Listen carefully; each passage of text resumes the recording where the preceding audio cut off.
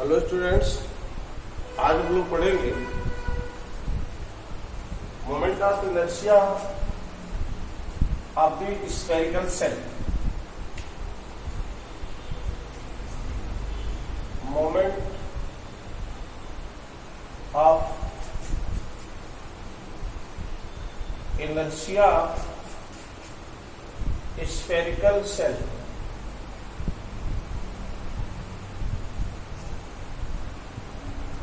Cell क्या होता है? Hollow sphere. Perfectly hollow sphere को सेल कहा जाता है। ऐसा स्फीयर जो अंदर से पूरा खाली हो, एकदम खोखला हो। मान लो ये कोई सेल है स्फेरिकल, एक्सिस इसके सेंटर से जा रही है, एक्सिस ऑफ रोटेशन। इसका जो रेडियस है ये आर है। आर रेडियस है, मास एम है। इसके लिए हम देखो छोटे छोटे रिंग में इस डायमीटर के अबाउट छोटे छोटे रिंग, जैसे पहले का एक रिंग यहां लिया जाता है, यहां ले सकते हैं, यहां ले सकते हैं, छोटे छोटे ऐसे पतले पतले रिंग से मिलके बना है ये। अब मान लो कि थीटा एंगल पे जाके यहां ऐसे छोटा सा एलिमेंट ले लिया, थीटा एंगल बना रहा है, और इस छोटे से एलिमेंट की जो लेंथ होगी वो होगा आर डी थीटा। कितना होगा? R D theta. क्योंकि हमने बताया भी आपको angle equals arc by radius, तो आर्क हो जाएगा angle into radius, angle D theta, radius R. और इसी को लेकर के एक छोटी सी ऐसे रिंग ऐसे बनाई जा सकती है, ऐसे रिंग स्ट्रिप ले लेंगे इसे इस तरह से, ये बन गया रिंग। ऐसे सबसे छोटी रिंग, फिर बड़ी रिंग, थोड़ी बड़ी, ऐसे बड़े। यहां पर जब आएगा तो डायमीटर के बराबर यहां पर रिंग बन जाएगी। अब इस सबको अगर हम खोल दें, इस रिंग को जो सेटेड बनाया है, ऐसे ऐसे खोल दें इसको, ये तो है आर डी थीटा विड्थ। अगर इसका रेडियस देखो, ये रेडियस होगा आर कास थीटा, रिंग का रेडियस आर कास थीटा, तो पूरी लेंथ हो जाएगी 2 पाई आर कास थीटा। तो इसका छोटा सा एरिया हो जाएगा 2 pi R cos theta into R D theta, length into width. या इसको लिख सकते हो 2 pi R square cos theta D theta, एक एरिया हो गया। अब पूरी सरफेस का एरिया कितना है? 4 पाई आर स्क्वायर। किसी स्फीयर का सरफेस एरिया होता है 4 पाई आर स्क्वायर। तो 4 पाई आर स्क्वायर एरिया का मास m, तो यूनिट एरिया का m by 4 pi R square. इसलिए उस एरिया का मास जो स्ट्रिप बनी है 2 pi R square cos theta D theta का जो मास आएगा वही होगा डीएम। यानी आ जाएगा m by 4 pi R square into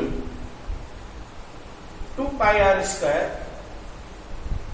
cos theta D theta. 2 pi R square से 4 पाई आर स्क्वायर कट जाएगा, आएगा 2।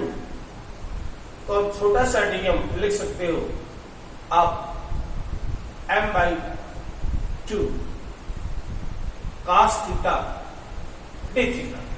ओके, अच्छा जो ये रिंग मिला, इस छोटा सा रिंग का moment of inertia, moment of inertia of ring यहां लिया गया है DI equals dm into R square. इस रिंग का रेडियस है r cos थीटा का whole square, r cos theta का whole square. Moment of inertia होता है m into R square, r यहां पर है, इस रिंग का रेडियस हो है r cos थीटा, तो r cos थीटा का होल स्क्वायर, या dm को m/2 cos theta d theta, और ये आ जाएगा r square cos square theta. या स्क्वायर से लिख सकते हैं mr²/2 into cos cube theta d theta. ये मोमेंट ऑफ इनर्शिया इस छोटे सा रिंग का हुआ। तो पूरे सेल का moment of inertia, moment of inertia of complete shell I equals mr²/2 integration of cos cube theta d theta. लेकिन लिमिट देखो कहां से कहां। अगर हम 0 से लेकर यहां देखो थीटा 0 हो जाएगा, जब इस पर एलिमेंट आएगा तो थीटा 0, और यहां तक पहुंचेगा तब थीटा हो जाएगा 90। तो लिमिट लगा देंगे 0 से लेकर के 90 माने π/2। लेकिन अब 0 से π/2 को लगाया तो आपका रिंग जो कंप्लीट हुआ है, इसमें छोटा रिंग बड़ा होता जाएगा, बड़ा होता जाएगा, यहां तक कंप्लीट होगा, आधा सेल कंप्लीट हो जाएगा। लेकिन हमको तो निकालना है पूरे सेल का मोमेंट ऑफ इनर्शिया, तो यहां 2 से मल्टीप्लाई कर देंगे, आधे का जितना आएगा डबल कर देंगे, उतना 2 से मल्टीप्लाई हो जाएगा। अब ये दोनों कट गया। अब I equals mr² cos cube theta d theta, limit 0 से लेके π/2 तक। अभी थोड़ा सा मैथमेटिक्स है, इसे पढ़ने के लिए आपको एक्चुअल में मालूम होना चाहिए इंटीग्रल। वैसे मैं बता दे रहा हूं, वो भी थोड़ा सा इसके आगे आपको समझ में नहीं आएगा, लेकिन बता दे रहे हैं क्योंकि जरूरी है। mr², इसको लिख दें cos square theta into cos theta d theta, limit 0 से π/2, और इसे आप लिख दें 1 - sin square theta cos theta d theta, limit 0 से π/2। अभी पुट अगर नहीं आएगा इसके आगे तो कोई दिक्कत नहीं, मैथ है, याद रख लेंगे, हम बताएंगे कि आपको याद भी रखना होगा। Integration of cos cube theta d theta की वैल्यू होती है 2/3, वो मैं सॉल्व कर रहा हूं मैथमेटिक्स से। यहां पर sin थीटा की वैल्यू t रख दें, तो डिफरेंशिएशन जब करते हैं तो sin थीटा का होता है cos theta into d theta, इधर हो जाएगा dt, इधर हो जाएगा dt। असल लिमिट अगर देखो, अगर मान लो थीटा 0 है तो t कितना, थीटा 0 तो साइन 0 तो t हो गया 0। अच्छा अगर थीटा 90 है, या 90 रखो थीटा, तो साइन 90 1 तो t आ गया 1, लिमिट चेंज होगी। अब आ जाएगा I इक्वल्स mr² 1 - t², देखो साइन थीटा की जगह पर t1 - t², और cos थीटा d थीटा हो गया d थीटा, और लिमिट चेंज हो गई 0 से 1,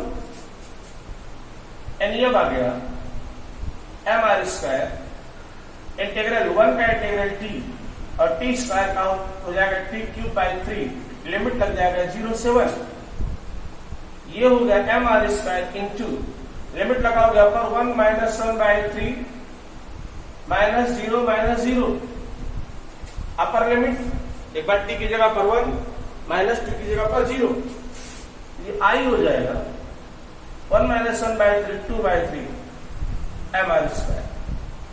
किसी सेल का मोमेंट ऑफ इनर्शिया होता है 2 बाई 3 एम आर स्क्वायर। वैसे यही से आप देख लो, आपके काम की चीज जहां तक है, बाकी तो मैथमेटिक्स से बाद में पढ़ लेंगे आप, उसमें जब इंटीग्रल आ जाएगा कास क्यूब थीटा का इंटीग्रल लिमिट 0 से पाई बाई 2 तक में उसकी वैल्यू आती है 2 बाई 3। हमने यहाँ कुछ नहीं किया है, इसका इंटीग्रेट एम आर स्क्वायर देखिए आ रहा पूरा, इसी को हमने सॉल्व किया है और सॉल्व करने का इंटीग्रेट करें जब इसका, इसकी वैल्यू आती है 2 बाई 3। तो moment of inertia of the shell equals कितना 2 बाई 3 एम आर स्क्वायर। आपने इतना तो देखा कि अगर कोई, याद रखना है, अगर कोई रिंग है, रिंग, तो इसका मोमेंट ऑफ इनर्शिया होता है एम आर स्क्वायर। रिंग माने छल्ला, ऐसे छल्ला। अगर कोई डिस्क है उसका मोमेंट ऑफ इनर्शिया निकाला half M R square. Disc, disc, CD, circular plate. अगर मान लो सेल है, अभी जो निकाला, सेल का moment of inertia 2 by 3 M R square. ये सेल है,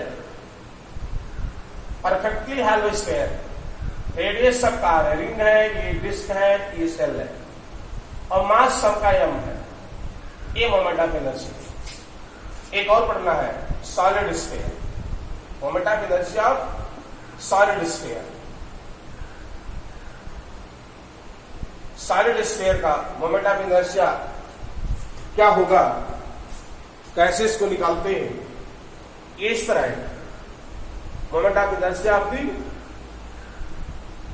सॉलिड स्फीयर वो होता है 2 बाई 5 एम आर स्क्वायर। इसको हम अगले लेक्चर में देखेंगे। अगर कोई सॉलिड स्फीयर है, solid, mass M radius R हो, तब इसका मोमेंट ऑफ इनर्शिया होता है 2 बाई 5 एम आर स्क्वायर। थोड़ा सा बाय वाले ग्रुप के लिए आप पढ़ेगा ही, और सब आज तो भी जो फर्स्ट ईयर में आप पढ़ रहे हैं इंटीग्रल नहीं पढ़े, तो मैथ वालों के लिए भी ये टफ ही है, आसान नहीं है, क्योंकि इंटीग्रल बाय सब्स्टिट्यूशन मेथड है। सब्स्टिट्यूशन मेथड से जब इंटीग्रल सीखा जाता है तब उस समय बहुत आसान हो जाता है कि काश क्यूब का इंटीग्रल कैसे हम निकालते हैं। Okay, thank you. अगले लेक्चर में बताएंगे moment of inertia of solid sphere. उसके बाद मोमेंट ऑफ इनर्शिया का पार्ट समाप्त होगा, फिर अगले क्वेश्चन से डेरिवेशन शुरू होगी। ओके।